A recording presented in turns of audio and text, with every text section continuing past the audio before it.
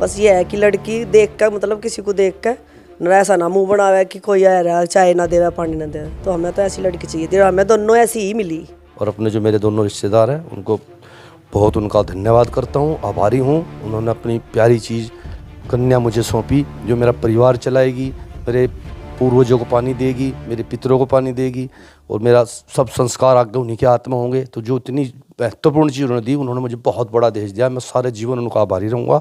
और नमस्कार, स्वागत है आप सभी का हिंदुस्तान 24 पर और मैं आप सबके साथ विपिन चौधरी। आज का हमारा इंटरव्यू राजनीतिक नहीं है बल्कि सामाजिक है और समाज के लिए इस इंटरव्यू में एक बहुत बड़ा संदेश है। जो लोग वास्तव में परिवर्तन चाहते हैं या मैं सीधे तौर पर कहूँ समाज से कुरीतियों को समाप्त करना चाहते हैं, उन लोगों को ये इंटरव्यू ज़रूर देखना चाहिए। आज बातचीत करने के लिए हमारे साथ राजवीर परमार जी मौजूद हैं और इन्होंने समाज में एक बहुत अच्छी पहल की है। वो पहल क्या है वो तो इन्हीं से जानेंगे। राजवीर जी, बहुत बहुत स्वागत करता हूँ आपका हिंदुस्तान 24 पर। धन्यवाद करता हूँ, स्वागत करता हूँ। राजवीर जी, समाज के लिए आपने एक नई पहल की है, तो मैं जानना चाहता हूँ वो पहल क्या है।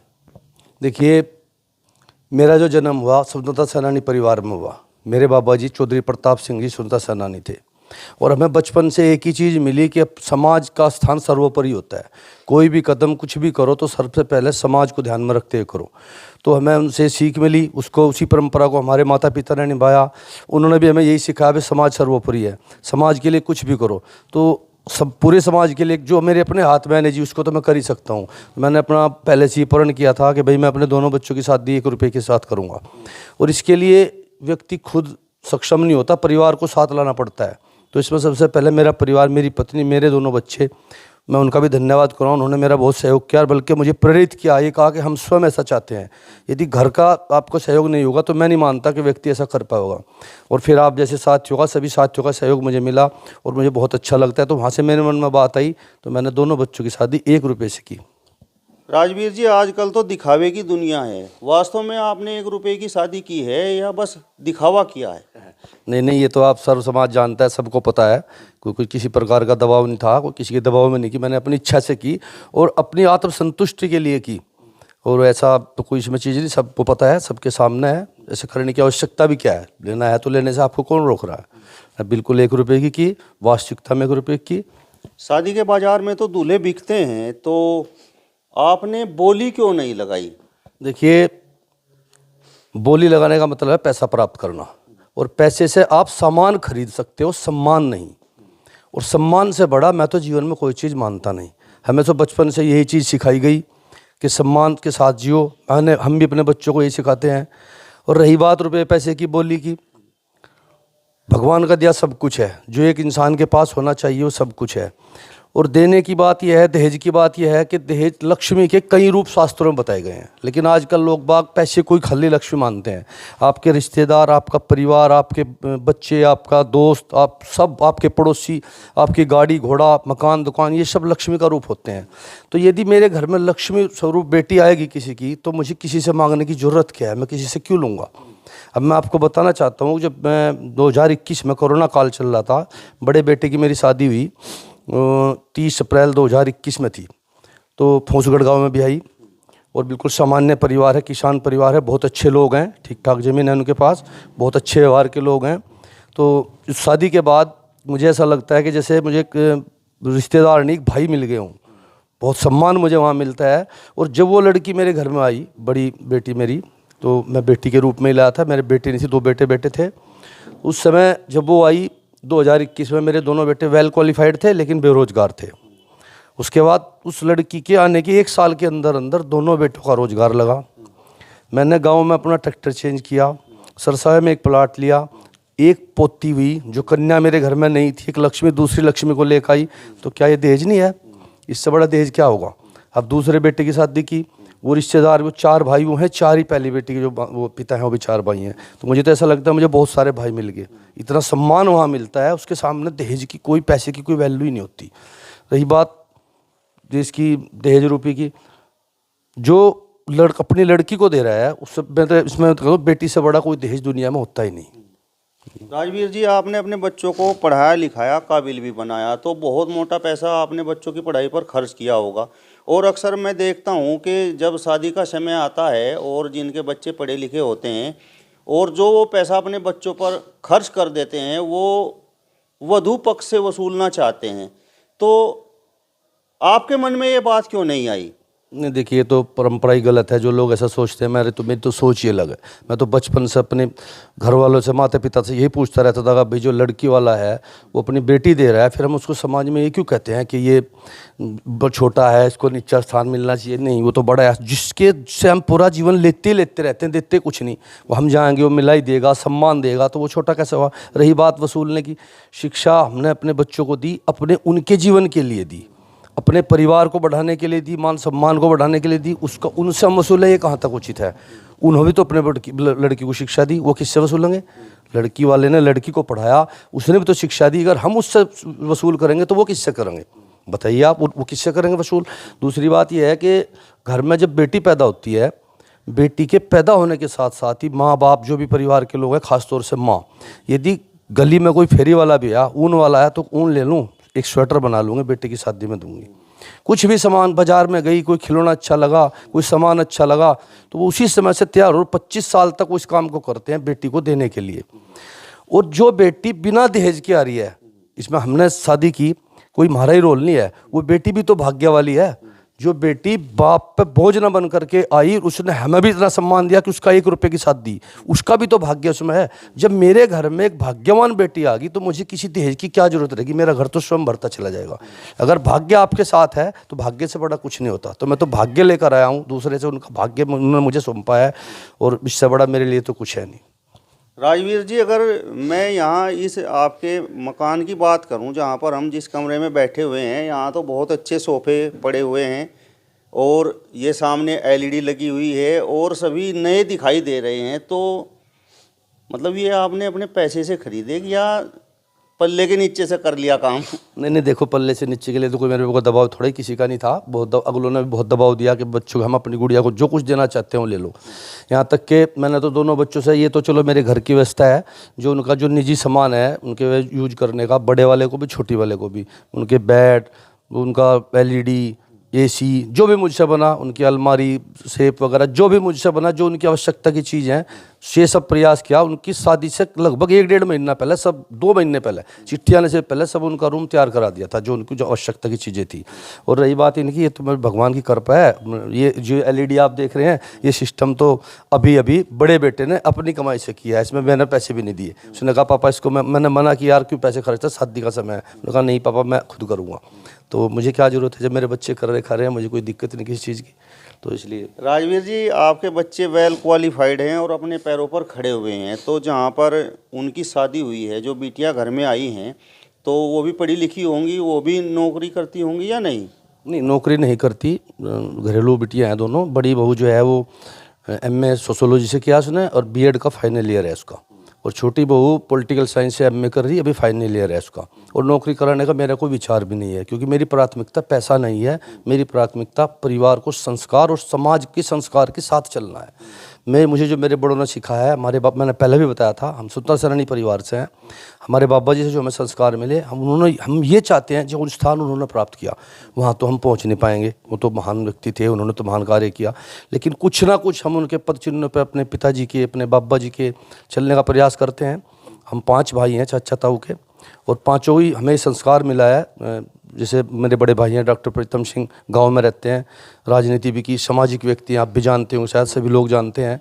दूसरे जो बड़े चाचा के लड़के हैं, अरविंद पवार, अरुण पवार, छोटे हरीश चेयरमैन है, माँ टीचर, मतलब सभी लोग, हम 5 भाई, हमें ये संस्कार में मिला है। और हम समाज सेवा करने के लिए पैदा हुए हैं, समाज के लिए यदि हम कहीं काम आ सकें तो हमें खुशी मिलती है। और रही रुपये पैसे की बात है, तो कुदरत की व्यवस्था है, जब समय आता है खुद व्यवस्था कर देता है। अपने कार्य करते रहो, समय समय पर सब चीज़ भगवान आपको देगा, सही रास्ते पर चलते हुए। राजवीर जी, आपका परिवार तो ख्याति प्राप्त परिवार है, संपन्न परिवार है, तो आपने जहाँ पर बेटों की शादी की, तो वो भी संपन्न परिवार देखा होगा, या मैं कहूँ कि अमीर परिवार देखा होगा? नहीं, मैंने, मेरे देखने में ऐसा, मेरी सोच में कहीं नहीं था कि मैं अमीर घर में शादी करूं।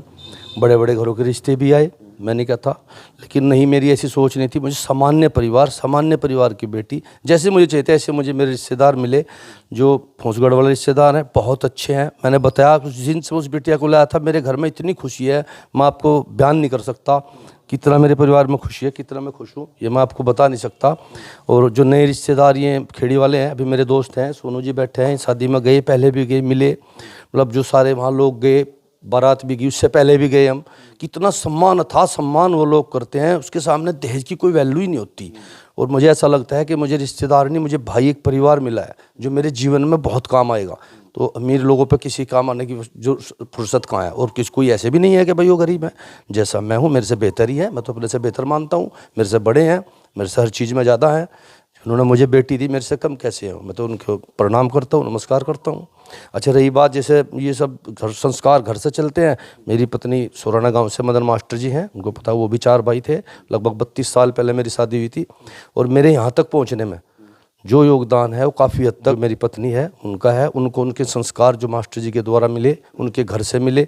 सबसे बड़ी बात है, अगर आप मेरे घर में आए, 4 आदमी खाना खाएं, चाय पिएं, ये इंसान नहीं कर सकता। घर में अगर लक्ष्मी है, आपकी पत्नी है या बेटी है या बहू है, वही कर सकती है। इंसान उनके बिना नहीं कर सकता कुछ भी। तो उसका बहुत सहयोग मेरे जीवन में रहा है। और इसी प्रकार उसने जो संस्कार मेरे बच्चों को दिए, मैं उससे बहुत प्रसन्न हूँ। मेरे जीवन में उससे बड़ी लक्ष्मी कोई नहीं। मेरे दोनों बच्चे, आप कभी आओ, मैं ना भी हूँ, मतलब वो हर प्रकार से समाज के लिए तत्पर रहते हैं और अपना अच्छा करना खाना भी है उनको। शादी बस 1 रुपए की या जिस तरीके से कपड़ा लत्ता जेवर और अन्य सब चीज़ें, या वो भी सब बिल्कुल नहीं? देखिए, जेवर तो उन्होंने अपने बेटी को दिया है, जेवर तो मैं मना नहीं करा, वो तो उनका व्यक्तिगत प्रसन्न था। कपड़े का मैंने बिल्कुल लेन देन दोनों शादी में नहीं किया। यहाँ तक कि मेरा अपना और मेरी पत्नी का जोड़ा भी मैंने नहीं मंगाया, क्योंकि सबसे पहले मैं अपना मना करूँगा। अगर मैं लूँगा तो मेरे भाई भी हैं, मेरी भाभी भी है, मेरे साले भी हैं, सब पूरा बहनों ही हैं, बहन है, मैं उनको फिर कैसे मना कर दूँगा। और इस कपड़े की परंपरा के तो पहले से ही मैं बहुत खिलाफ हूँ। इसमें तो सब बिना मतलब का वेस्टेज है, कोई यूज करने कोई चीज़ नहीं होती।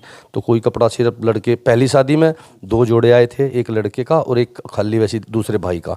इसमें 4 आए, एक बड़े लड़के का, एक उसकी बहू का, एक पोती का और एक छोटे लड़के का। ये 4 जोड़े इसमें आए, 2 जोड़े पहले आए थे। ये कपड़ा मैंने लिया, इसके अलावा कोई कपड़ा किसी का नहीं है। जिस समय आपने कहा कि भाई बिना दहेज की शादी करनी है, तो आपके बच्चों की किस प्रकार की प्रतिक्रिया थी? उन्होंने क्या कहा? आपकी पत्नी ने क्या कहा? मैंने बताया ना, पत्नी के बिना, बच्चों के बिना आप कर ही नहीं सकते। अगर कोई करना चाहे आप उनकी सहमति के बिना कर ही नहीं सकते। मैंने तो उनसे एक बार कहा, उसके बाद उन्होंने मुझे कहा जी बिल्कुल हम ऐसा ही चाहते हैं। संस्कार है ना, जब बाबा जी से मिले, पिताजी से मिले, मेरी माता जी बहुत संस्कारित थी, अलीपुर गांव से थी, तो उन्होंने भी हमें यही सिखाया। जो चीज़ बचपन से हमें सीखने को मिली, जो हम बच्चों को बता रहे, आज जो मैंने किया, मेरे बच्चे देख रहे, आप मेरा इंटरव्यू ले रहे या आप वीडियो डाल लोगे, मेरे बच्चों को कितनी खुशी मिलेगी। तो वो भी जैसा मैं कर रहा वो भी ऐसे ही चाहेंगे। अब व्यक्ति जिस प्रकार का होता है उसकी वैसी नेचर होती है। अगर एक चोर सभा में बैठा कथा सुन रहा, भागवत कथा, तो कथा नहीं, उसकी नज़र वहाँ भी चोरी पे ही रहेगी।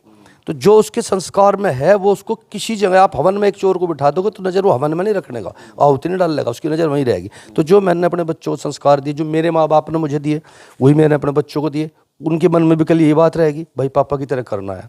तो मुझे तो बहुत खुशी मिलती है। उनके बच्चों के बिना, पत्नी के बिना तो ये संभव नहीं था। उनका तो अहम रोल इसमें, दोनों बेटों का, बड़ा बेटा आनंद पवार, छोटा दिग्विजय पवार, इनका और उनकी मम्मी का मेन रोल। राजवीर जी, अब मेरा आपसे अंतिम सवाल है, और सवाल ये है कि दहेज से आपको नफरत क्यों हुई? देखिए, ये बहुत अच्छा सवाल आपने किया, बहुत बढ़िया सवाल किया। अभी मैंने जो मेरी शादी से पहले, लगभग 3 साल पहले, बड़े भाई हैं डॉक्टर प्रीतम सिंह, उनकी छोटी बेटी की शादी हुई थी। तो उस लड़के ने भी, वो दोनों बैंक में हैं, उन्होंने भी बिना दहेज के शादी की थी, 1 रुपये से शादी की थी। और उनसे मैंने पूछा भाई क्यों किया, तो उन्होंने कोई घटना बताई, कोई दोस्त था उनके साथ ऐसी, उसकी बहन की शादी में कुछ समस्या आई, तो वहाँ उन्होंने संकल्प लिया था। और मैंने कई बार देखा समाज में, सुनने में आते हैं कि भाई फला आदमी, ये कई बार कई लोग हैं, मैं नाम नहीं किसी का लेना चाहता, कि भाई शादी में वो फला आदमी ये गाड़ी देनी चाह रहे थे, लेकिन वो बिचौले ने दबाव बना दिया कि भाई ये नहीं, ये बड़ी गाड़ी दो, 15 लाख वाली दो, 20 लाख वाली दो। तो बाप की तो मजबूरी होगी। बाप जब रिश्ता कर दिया, चिट्ठी दे दी, शायद तय हो गया, कार्ड छप गए, उसके बाद बिचौला का बोलता है कि ये देना, तो जैसे तैसे भी कुछ भी करेगा, कहीं से भी करेगा, सम्मान के लिए व्यवस्था करनी है। जब उसने व्यवस्था करनी पड़ी, उस व्यवस्था के लिए उसने ज़मीन गिरवी रखी, अपने को कहीं भी कुछ भी किया, दबाव में तो आया ना। और वो जब दबाव में आकर कर रहा है, वो देते हुए भी उसका मन आपसे प्रसन्न नहीं रहेगा, उसके मन पे दबाव रहेगा, बहुत बड़ा दबाव रहेगा। और उस दबाव को झेलने के लिए उसे कितना समय लग जाए। आजकल के महंगाई के युग में एक बार जिस आदमी का पहिया पीछे हट गया, 10 लाख 5 लाख खर्च होगा, क्योंकि अपने खर्च इतने हैं तो उसकी पूर्ति नहीं करेगा। और नित्य प्रति सुबह शाम वो आपको ही गाली देगा, अरे साले ने मेरा बजट बिगाड़ दिया, ये कर दिया। और उसकी मजबूरी है बिटिया के प्यार के लिए। लेकिन आजकल पहली बात नहीं रही, आजकल तो लड़कियां जो हैं सब हर चीज़ में बराबर खड़ी। अब ये तो किसी नौकरी में, सब चीज़ में, आर्मी में, जहाज ये चला रही, ट्रेन ये चला रही, कहीं पीछे नहीं है। तो आज लड़की बराबर है। अच्छा, आज सबसे बढ़िया बात मेरे समाज की है कि हमारे समाज की लड़कियां पढ़ने लगी। और जब पहले दहेज का समय ये था, माँ बाप सोचते थे यार लड़के को पढ़ाया, लड़की को तो पढ़ाया नहीं, चलिए पैसे दहेज में दे दो। अब तो बराबर खर्च करते हैं माँ बाप लड़की में, उन्हें पढ़ा दिया, सक्षम बना दिया, तो किस बात का दहेज। जिन्होंने अपनी लड़की दी वो सबसे बड़ा दहेज है। मैं तो बेटी को दहेज मानता हूँ। और अपने जो मेरे दोनों रिश्तेदार हैं उनको बहुत उनका धन्यवाद करता हूँ, आभारी हूँ। उन्होंने अपनी प्यारी चीज़ कन्या मुझे सौंपी, जो मेरा परिवार चलाएगी, मेरे पूर्वजों को पानी देगी, मेरे पितरों को पानी देगी, और मेरा सब संस्कार आगे उन्हीं के हाथ में होंगे। तो जो इतनी महत्वपूर्ण चीज़ उन्होंने दी, उन्होंने मुझे बहुत बड़ा दहेज दिया। मैं सारे जीवन उनका आभारी रहूँगा। और ये कहता हूँ कि भाई दहेज कुछ नहीं है। मैं तो अपने दोस्तों से भी निवेदन करता हूँ, 2-4 से मैंने संकल्प लिवा भी लिया और पूरा प्रयास करूँगा। और जो आनंद मैं बता रहा हूँ विपिन जी, जो आनंद 1 रुपये की शादी करने के बाद जो सम्मान मिलता है, उसके सामने दहेज कोई मायने नहीं रखता। अच्छा, दूसरी बात यह है, मतलब हम एक मध्यम वर्ग परिवार से संबंधित हैं, छोटे से किसान हैं, छोटी सी नौकरी करते हैं, बहुत बड़े लोग नहीं हैं। तो हम विशेष कुछ करना चाहते हैं, तो अगर हम दहेज वाली बात में जाएँ तो दहेज का तो कोई जवाब नहीं। कहीं आप कहोगे फला 1 करोड़ की शादी, वहीं बैठे दूसरा आदमी को बता देगा वो 5 की हुई थी, वहीं आपको बताएगा 15 करोड़ की हुई थी। लेकिन जो हमने किया है, हम तो चैलेंज करते हैं कि कोई जो मैंने किया है वो करें। तब ये मेरा समाज को चैलेंज भी है, निवेदन भी है जोड़ कर। मैं जो कुछ मैं स्पेशल करना चाहूँ था तो स्पेशल मैंने अपनी तरफ से किया। और पूरे समाज से के युवाओं से निवेदन करता हूँ कि 1 रुपये की शादी करें, बहुत अच्छा लगता है, बहुत बड़ा सम्मान है पूरे जीवन के लिए। आपने अपने दोनों बेटों की 1 रुपये की शादी की बिना दहेज के, कोई दान दहेज आपने नहीं लिया, तो आप कैसा लग रहा है आपको? बहुत अच्छा लग रहा है जी। और सबको ऐसा करना चाहिए। और मेरी तो शुरू से, हमें तो 8-10 साल से ये बना रखा था कि हम दहेज नहीं लेने के, खाली लड़की लेनी है हमें जो हमारे घर में अच्छे तरह रह सके। क्योंकि हमारा है आने जाने वालों का ज़्यादा वो, बस ये है कि लड़की देख कर, मतलब किसी को देख कर ऐसा ना मुंह बनावे कि कोई आ रहा चाय ना देवे पानी ना देवे। तो हमें तो ऐसी लड़की चाहिए थी, हमें दोनों ऐसी ही मिली। हमारी औरतों में दहेज को लेकर बहुत चर्चा हो, और यहाँ पे जो अभी नई नई शादी हुई, जो औरतें बहू को देखने के लिए आ रही होंगी, मैं तो पूछती होंगी कि भाई क्या ले दहेज में। कपड़ों के ऊपर भी सवाल करा है, जोड़े उसके क्यों नहीं मंगाए, जोड़े उसके क्यों नहीं मंगाए जोड़े। भाई हमने नहीं मंगाए, हमने नहीं मंगाए, हम अपने भी नहीं मंगाए, हमने सिर्फ बेटे बहू के मंगाए। मगर अपनी लड़की को तो तुम जो दो। पर यह है कि और किसी का हमने कुछ नहीं लेना। यूँ पूछती होंगी तेरे कितने जोड़े आए, कितनी टूम लेकर आई बहू, फिर क्या जवाब दो आप? मैं तो यही जवाब दूं, मैं तो पहले से ही कह दूं, मगर हमने नहीं मंगाए, हमने दूसरे, उनकी गलती नहीं हम निकालते। अगर यूँ कहना कि लेकर नहीं आई, इतना तो देना ही चाहिए था, थोड़ा तो देना चाहिए था भाई उन्हें, मगर नहीं, उनकी गलती नहीं है। उन्हें बार बार फोन पे पूछा हमें कि कुछ तो ले लो, मगर ना जी, हमें बस सिर्फ लड़की चाहिए आपकी, और हमें कुछ नहीं चाहता। मैं तो किसी से भी लेना नहीं चाहती कुछ भी। मेरे तो मुझे भी कोई मलाई है, मेरे घर के भी देवा है, तो उसे भी मैं मना ही करूँ। मैं तो लेना ही नहीं चाहती किसी से।